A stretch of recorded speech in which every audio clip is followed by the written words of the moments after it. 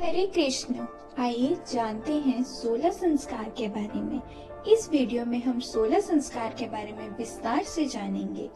16 संस्कार जो कि हमारे हिंदू धर्म में मानव जीवन में जन्म से लेकर मृत्यु तक किए जाते हैं, जिससे मानव के ज्ञान और विचारों में वृद्धि होती है। आइए जानते हैं 16 संस्कार के बारे में। प्रथम संस्कार है गर्भधारण संस्कार, जिसमें माता के गर्भ में संतान उत्पत्ति होती है। इस संस्कार से हिंदू धर्म में वंशवृद्धि होने का महत्व सिखाया जाता है। दूसरा संस्कार है पुंसवन संस्कार। ये संस्कार गर्भवती महिला के लिए बहुत महत्वपूर्ण माना जाता है। ये संस्कार आमतौर पर गर्भावस्था के तीसरे या चौथे महीने में किया जाता है।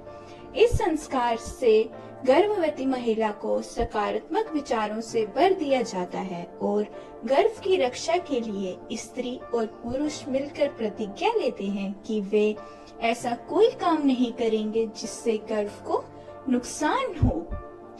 तीसरा संस्कार है सीमंतोन्नयन संस्कार। ये संस्कार गर्भधारण के 8वें महीने में किया जाता है।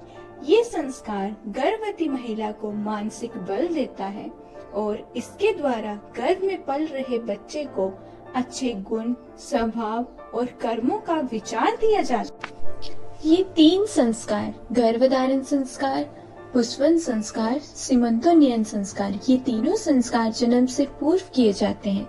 आइए जानते हैं जन्म के पश्चात के संस्कार। जन्म के पश्चात के सबसे प्रथम संस्कार है जातक्रम संस्कार। हमारे हिंदू धर्म में प्रमुख संस्कारों में से एक है।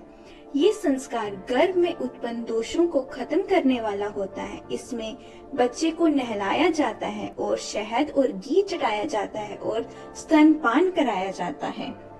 उसके बाद आता है नामकरण संस्कार। ये 5वां संस्कार है। इस संस्कार में बच्चे का नाम रखा जाता है। इसके लिए बच्चे के जन्म का समय, स्थान और तिथि का ध्यान में रखना अति आवश्यक है। इसके बाद देवी देवताओं का आशीर्वाद लिया जाता है। इसके बाद होता है निष्क्रमण संस्कार। ये 6ठा संस्कार है। इस संस्कार को बच्चे के जन्म के 4थे या 6ठे महीने में किया जाता है। शास्त्रों के द्वारा बताया गया है कि इस संस्कार से बच्चे की आयु की वृद्धि की कामना की जाती है। उसके बाद आता है अन्नप्राशन संस्कार। ये संस्कार हिंदू धर्म में बच्चे को पहली बार अन्न खिलाया जाता है। ये 6ठे या 7वें महीने में किया जाता है। इस संस्कार से बच्चे के उन सभी दोषों का नाश हो जाता है जो दोष माता के पेट में रहते हुए शिशु में आ जाते हैं। उसके बाद आता है मुंडन संस्कार। ये एक हिंदू धार्मिक संस्कार है जिसमें बच्चे के बाल उतारे जाते हैं। इसके लिए शुभ मुहूर्त देखा जाता है। ये संस्कार पहले वर्ष के अंत में या तीसरे, 5वें, 7वें वर्ष के पूर्ण होने से पहले किया जाता है। मुंडन संस्कार से शिशु का मानसिक विकास होता है और मुंडन संस्कार चूड़ाक्रम संस्कार के नाम से भी जाना जाता है। इसके बाद है कर्णवेध संस्कार। ये संस्कार कान छेदने से जुड़ा है। इसे आमतौर पर जीवन के पहले 5वें साल में के बीच कराया जाता है। कर्णवेध संस्कार से बालक की श्रवण शक्ति बढ़ती है, शारीरिक बाधाएं और जीवन में आने वाली नकारात्मक समस्याएं दूर होती हैं। उसके बाद उपनयन संस्कार। बालक को इस संस्कार में जनेऊ पहनाया जाता है। जनेऊ में 3 धागे होते हैं जिसे 3 सूत्र कहा जाता है। जनेऊ में 3 धागों को ब्रह्मा, विष्णु, महेश का प्रतीक माना जाता है। प्राचीन काल में इस संस्कार के बाद ही बालक को वेदों के अध्ययन का अधिकार प्राप्त होता था। ये संस्कार योग पवती संस्कार के नाम से भी जाना जाता है। फिर है विद्यारंभ संस्कार। ये संस्कार शिक्षा ग्रहण करने के लिए तैयार होने वाले बच्चे का किया जाता है। इसके लिए किसी विद्वान द्वारा शुभ मुहूर्त बताया जाता है। इस संस्कार से बच्चे में सामाजिक और नैतिक गुण आते हैं। आमतौर पर जब बच्चा 5 वर्ष का हो जाता है तब ये संस्कार किया जाता है। उसके बाद आता है किशान संस्कार। ये संस्कार गुरुकुल में वेदों का अध्ययन पूरा करने के बाद किया जाता है। ये संस्कार गुरुकुल में विदाई लेने का प्रतीक है। ये संस्कार गोदान संस्कार के नाम से भी जाना जाता है। इस संस्कार में बालक को पहली बार दाढ़ी बनाने की स्वीकृति दी जाती है। किशान संस्कार के बाद आता है समवर्तन संस्कार। इस संस्कार में गुरु अपने शिष्य को गृहस्थ जीवन के लिए तैयार करते हैं। इस संस्कार के बाद एक ब्रह्मचारी बालक गृहस्थ जीवन में प्रवेश करने का अधिकार प्राप्त कर लेता है। समवर्तन संस्कार के समय शिष्य की उम्र करीब 23-24 साल होती है।